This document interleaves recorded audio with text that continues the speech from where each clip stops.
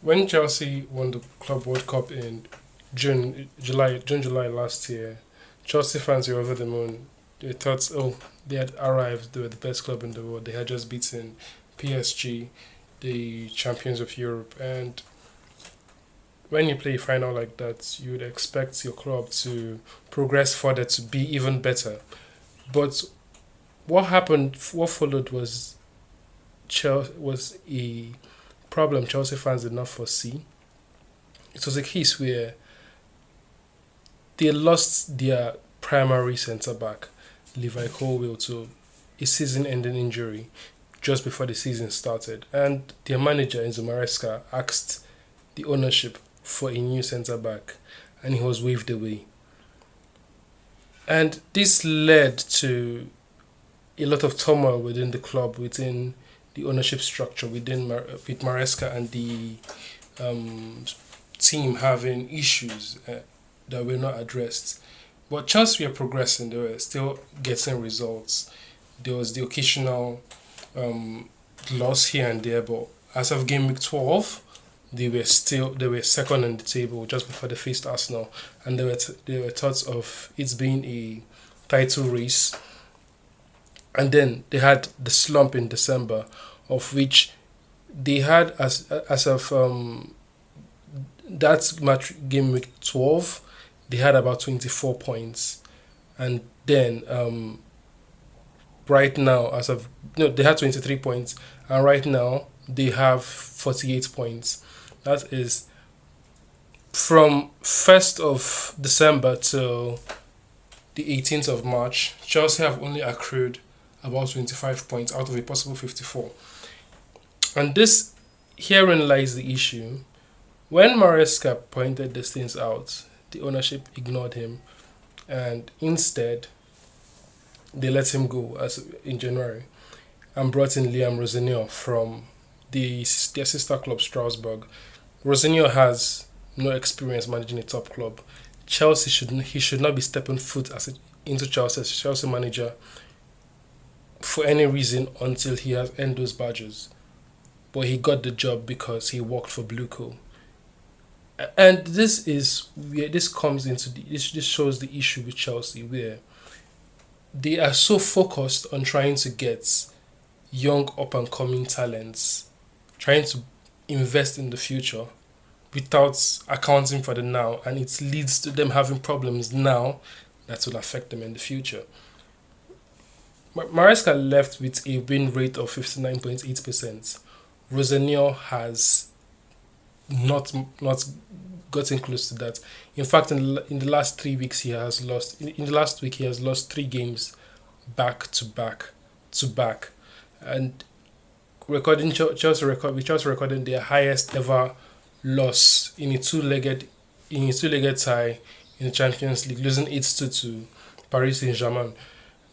And you can't blame anyone. You can't fault anyone for having for any Chelsea fan for feeling disillusioned by their club, for feeling like this is not their club, because this was not what they grew up watching with Abramovich.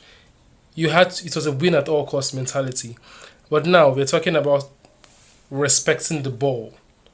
What does that mean? How do you say someone should? How do you say your players are going to respect the ball when that's besides the point? Chelsea have just left the Champions League. They are still competing for the FA Cup. They have a game against, I think it's Portsmouth, who hopefully they win, because considering what they played against Wrexham, you're not even sure they will win that game. And it is funny. It is funny in the sense that this ownership has have been hell bent on trying to. They felt like they are the most knowledgeable people in the world, and there's a report that there was a meeting with the Chelsea fans and the ownership regarding the structure and how the club is being run. And instead of the ownership to listen to the fans, to listen to their grievances, they came in with the air of saying they knew what they were doing and every other person was doing it the wrong way. Mind you,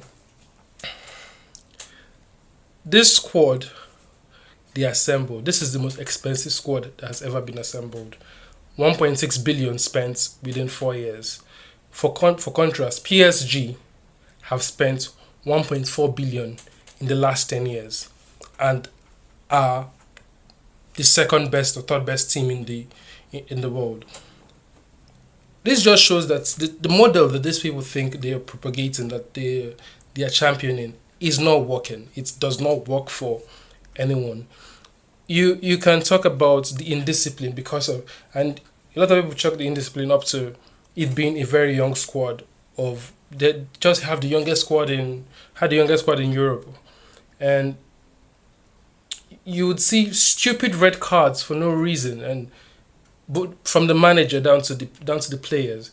You would see when they were signing players, they needed a striker, you needed a top striker, because Nicholas Jackson was not performing well, and then you sign Liam Delap because he's 30 million.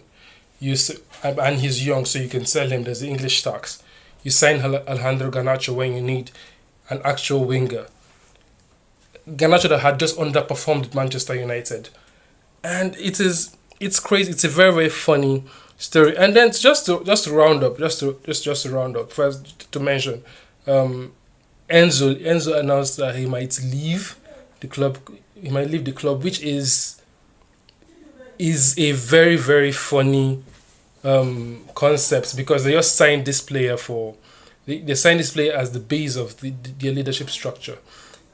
You can see in with the fines. Okay, so they were fined recently, £10 million with for issues from the Roman Abramovich era, and the only reason the punishment was supposed to be £20 million and then a 2-year transfer ban, and that did not occur because they self-reported. But that does not take away the fact that they are still in debt of over £355 million, which is the worst behind Barcelona. So this begs the picture: what exactly are the Chelsea owners? What is their model? And if they can see that it's not working, because it is clearly not, why are they still doing it? Why are they not rectifying it?